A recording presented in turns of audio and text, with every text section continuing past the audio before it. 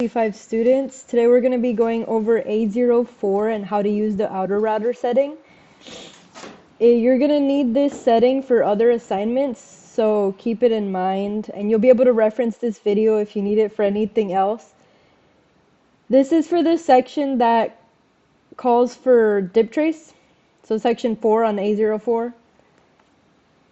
You can just follow the directions here, but you're going to download this DIPTRACE file. And then recall from A03 the design rules that you applied.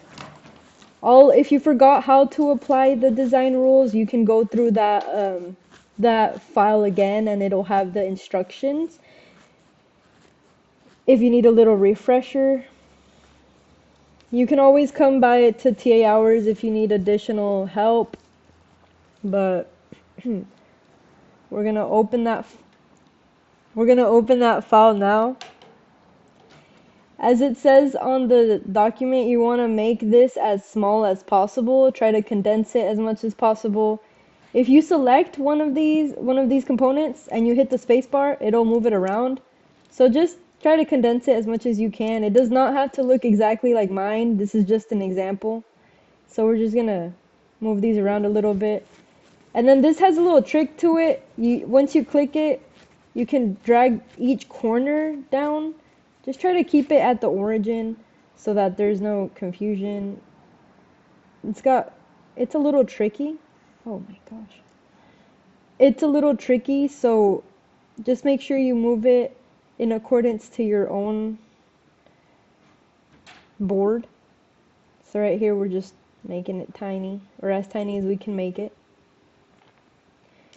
And after that, we're gonna set up the AUTOROUTER. The AUTOROUTER is basically gonna create copper connections. Right now, those blue wires you see connecting them are the connections that are supposed to be there. They're not actually there. You can either manually connect them or run them through an AUTOROUTER. This is the simplest board you'll make, so you can make it manually, but in future projects, when you have many components, you're gonna learn to appreciate the AUTOROUTER. So we're gonna open the AUTOROUTER setup. This is the icon for it, or you can go into Route and find it in the third row down. However you want to find it, just make sure you open it. Follow the screenshots that are on the document. The schedule tab should look like this.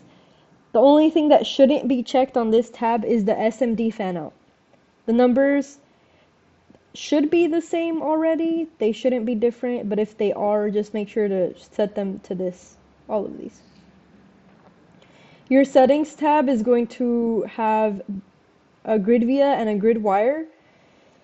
The millimeters for this will be 0.0039 for both of them. The via cost must be standard. Yours might be set to low, so make sure you change that. The only unchecked portion here will be the fill copper pores as route keepouts.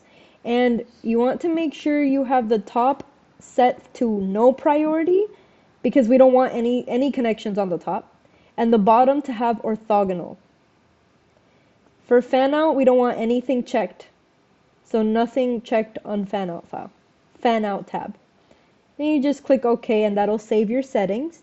Now we're gonna run that AUTOROUTE feature, which will be this little icon here, or you can find it again in this tab, the first one down.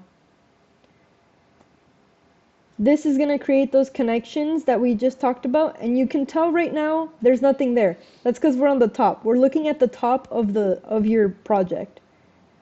You can go down here, select bottom, and you'll see these new blue wires. Those are the actual connections. So there's no air wires anymore. They're actually conducting. And when you print this board out, these routes will be present. If you need help figuring this out, you can always stop by TA hours or ask Dr. Wu. That's it for this video.